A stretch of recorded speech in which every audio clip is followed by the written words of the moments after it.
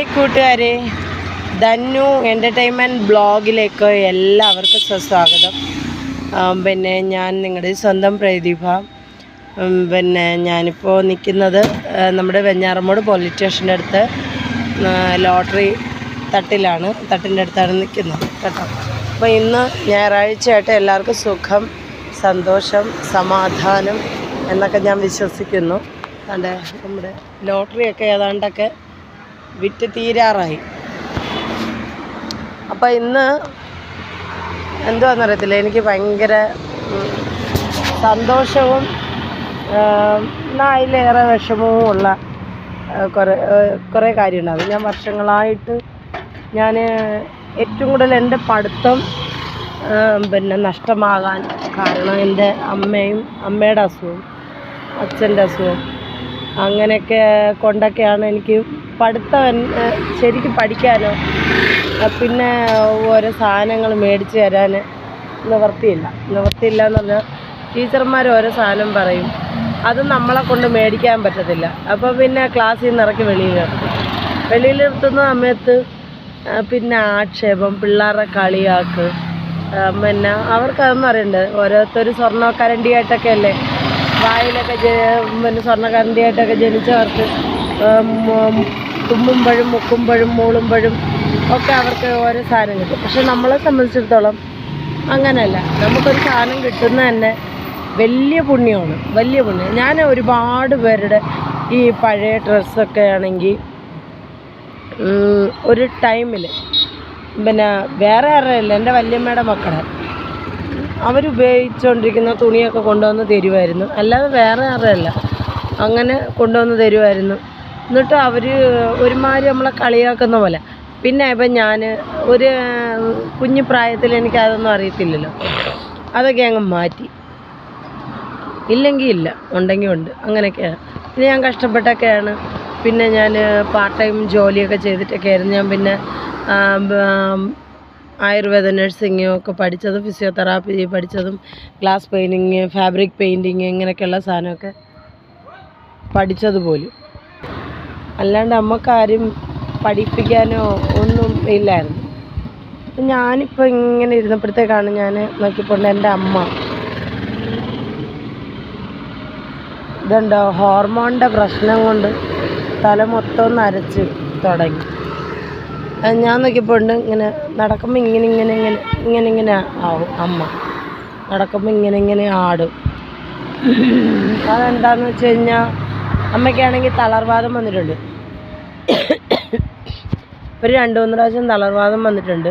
പിന്നെ 6 ഓപ്പറേഷൻ കഴിഞ്ഞ ഒരു അമ്മയാണ് എൻ്റെത്. ഞാൻ പറഞ്ഞില്ലേ, ആശുപത്രി വീട്ടിൽ കിടന്നുറങ്ങിയതിനേക്കാളും കൂടുതൽ അമ്മയ്ക്കാണെങ്കിൽ ഇങ്ങനെ തളർവാദമൊക്കെ വന്നിട്ടുള്ളതുകൊണ്ട് തന്നെ പിന്നെ കാലിനൊക്കെ പ്രശ്നമുണ്ട്, ഏറ്റക്കുറച്ചിലൊക്കെ വന്നായിരുന്നു. പിന്നെ ഞാൻ പറഞ്ഞില്ലേ, ഞങ്ങൾ വീട്ടിൽ കിടന്നുറങ്ങിയതിനേക്കാളും കൂടുതൽ ആശുപത്രി കിടന്നുറക്കമായിരുന്നു. കാരണം അമ്മ ഇറങ്ങുമ്പോൾ അച്ഛൻ ആശുപത്രിയില്ല, അച്ഛൻ ഇറങ്ങുമ്പോൾ അമ്മ ആശുപത്രിയില്ല. അതിനകത്ത് എൻ്റെ ഭഗവാൻ എന്നെ ഇനി അങ്ങനെയൊന്നും വരുത്താതിരിക്കട്ടെ. എൻ്റെ നാക്കിൻ്റെ ഞാൻ ഇങ്ങനെ പറഞ്ഞതിന് ശേഷം അങ്ങനെ എൻ്റെ ജീവിതത്തിൽ ഞാനൊരു 7 ദിവസം അതിൽ ചിക്കൻ ഗുനിയ വന്നപ്പോൾ ദേഹം കയറി നീരടിക്കാൻ ഭയങ്കര ഛർദിലൊക്കെ ആയിട്ട് ഛർദിൽ നിൽക്കുന്നില്ല. അതുപോലെ അവസാനം ഒരു 7 ദിവസം ബോധം പോലും ഇല്ലാണ്ട് നമ്മുടെ കന്യാകുളങ്ങര ഹോസ്പിറ്റലിൽ കിടക്കേണ്ടി വന്നു. ഒരുപാട് ദേഹമൊക്കെ ഭയങ്കര നീരടിച്ചായിരുന്നു ചിക്കൻ ഗുനിയ വന്നപ്പോൾ. അങ്ങനെ കിടക്കേണ്ടി വന്നിട്ടേ ഉള്ളൂ, അല്ല വേറെ പ്രശ്നങ്ങളൊന്നും വന്നിട്ടില്ല. പിന്നെ ഡെലിവറി ടൈമിൽ ആശുപത്രി കിടന്നല്ലേ പറ്റൂ, അതൊരു രോഗമല്ലല്ലോ. രോഗമെന്നും പറഞ്ഞ് കിടന്നിട്ടുള്ളത് അതേ. എൻ്റെ തമ്പുരാൻ എല്ലാവരെയും താങ്ങാനും ഞാൻ മാത്രമേ ഉള്ളെന്ന് അറിയാവുന്നതുകൊണ്ടാവും തമ്പുരാൻ എന്നെ അങ്ങനെ ആക്കിയിട്ടുള്ളായിരുന്നു. പിന്നെന്താ, എൻ്റെ അമ്മ ഇങ്ങനെ നടന്നു പോകുമ്പോൾ എന്നെ സ്നേഹിക്കാനും എനിക്ക് എന്തെങ്കിലും കരുതാനും എന്നെ നോക്കാനും എൻ്റെ അമ്മ ഉണ്ടായിരുന്നില്ല. കാരണം ഞാൻ ഇതിനു മുമ്പ് പറഞ്ഞിട്ടുണ്ട്, എൻ്റെ ചേച്ചി വെളുത്താണ്, അപ്പോൾ പിന്നെ എൻ്റെ അച്ഛനും നല്ല കളറാണ്. എൻ്റെ അമ്മയാണെങ്കിൽ മാന്നറായിരുന്നു. പിന്നെ മരുന്നിൻ്റെ സൈഡ് എഫക്റ്റ് കാരണം എൻ്റെ അമ്മ എന്നെ ഗർഭിണിയായിരുന്ന സമയത്ത് അമ്മയ്ക്ക് ഒരുപാട് പ്രശ്നങ്ങളൊക്കെ വരികയും ഞാൻ ഇതുപോലത്തെ കളറിലേക്ക് മാറുകയും ചെയ്തു. അപ്പം ജനിച്ചു കഴിഞ്ഞിട്ടും എനിക്കും ആ ഒരു ചില ബുദ്ധിമുട്ടുണ്ട്, ഗുളികയുടെയൊക്കെ എഫക്റ്റ് ഉണ്ട്. എനിക്ക് ചൊറിച്ചിലൊക്കെ വന്നായിരുന്നു ദേഹത്ത്. അത് പ്രഗ്നൻ്റ് ആയിരുന്നപ്പോൾ തന്നെ എനിക്കും അത് പ്രശ്നം വന്നു. അപ്പം അങ്ങനെയാണ് ഞാൻ ബ്ലാക്ക് ആവുന്നത്. എൻ്റെ അമ്മ നല്ല കറുപ്പായി മരുന്നിൻ്റെ ഇതുകൊണ്ട്. അപ്പം കുറേ പ്രശ്നങ്ങളും എല്ലാം വന്നിങ്ങനെ ഇരിക്കുകയായിരുന്നു. അങ്ങനെ എന്തായിരുന്നാലും ഇപ്പം എൻ്റെ അമ്മ നടക്കുന്നതൊക്കെ കാണുമ്പോൾ എനിക്ക് ഭയങ്കര സങ്കടമാണ്. അവർ വയ്യെങ്കിലും അവർ അമ്മയൊക്കെ ഇങ്ങനെ ആടി ആടി നടക്കുന്നത്. എന്തെങ്കിലും ഒരിക്കൽ ഒരു നല്ലൊരു ജീവിതം ഉണ്ടാവുമെന്ന് പറഞ്ഞാൽ ഒരുപാട് വർഷമായിട്ട് കഷ്ടപ്പെടാം, എന്തെങ്കിലും ഒരു ഇതൊക്കെ ആവുമല്ലോ. അങ്ങനെയൊക്കെ ഞാൻ ചിലപ്പം വല്ല യൂട്യൂബിനകത്തൊക്കെ ഇതൊക്കെ ഇടുമ്പോഴത്തേക്ക് ഒരു വരുമാനം വന്നാലോ. എൻ്റെ കഷ്ടകാലം നോക്കിക്കണം, അവിടെയും ഞാൻ തോന്നി. പിന്നെ വരുമാനം വന്നു തുടങ്ങിയായിരുന്നു. 2,000 രൂപയ്ക്ക് അടുത്ത് വന്നു. പക്ഷെ അവർ പറയുന്ന അത്ര അച്ചീവ് ആയെങ്കിൽ മാത്രമേ നമുക്ക് ആ എമൗണ്ട് കിട്ടുകയുള്ളൂ. അപ്പം ഞാനത് ചെയ്തുകൊണ്ടിരുന്നപ്പോഴത്തേക്ക് ആരോ ഏതോ നല്ലൊരു മനുഷ്യൻ അതിനെ ലോക്കാക്കി തന്നു. അങ്ങനെ എനിക്കത് അതിൽ കയറാനൊന്നും പറ്റുന്നില്ല. പിന്നെ നല്ലൊരു ഫോണില്ല, എല്ലാവരെ പോലും അത് എഡിറ്റ് ചെയ്യാനും ഇങ്ങനെയൊക്കെ ചെയ്തിടാനൊക്കെ ആയിട്ടുള്ള ഫോണോ ഒന്നും നമുക്കില്ല. അപ്പോൾ അത് അവിടെയും തോറ്റു. രണ്ടാമത് ഫേസ്ബുക്കിൽ വരുമാനം വരുമെന്ന് കരുതി അതും വന്നു തുടങ്ങി. അതും ദൈവത്തിൻ്റെ പുണ്യത്തിൽ അതങ്ങ് ബ്ലോക്കായി. എന്ത് ചെയ്യാനാ, പാവി പോകുന്നോടോ എല്ലാം പാതാളമാണ് ഗൈസ്.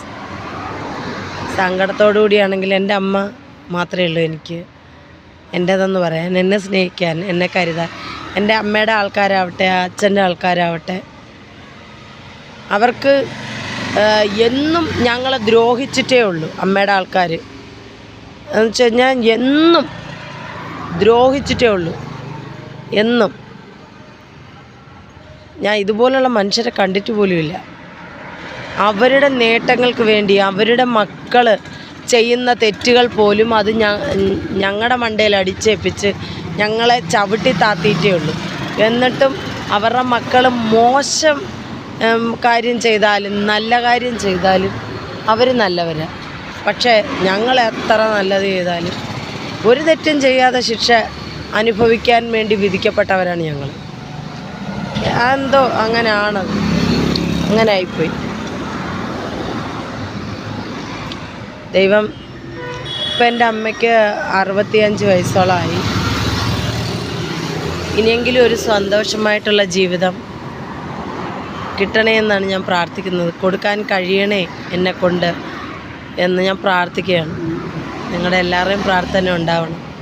പാവമാണ് എൻ്റെ അമ്മ. ആരോടും ഒരു വയ്യാവേലിക്കോ വഴക്കിനോ ഒന്നും പോത്തില്ല. ആരെങ്കിലും എന്തെങ്കിലും പറഞ്ഞാൽ തന്നെ അത് കേട്ടിട്ടിഞ്ഞു പോരും.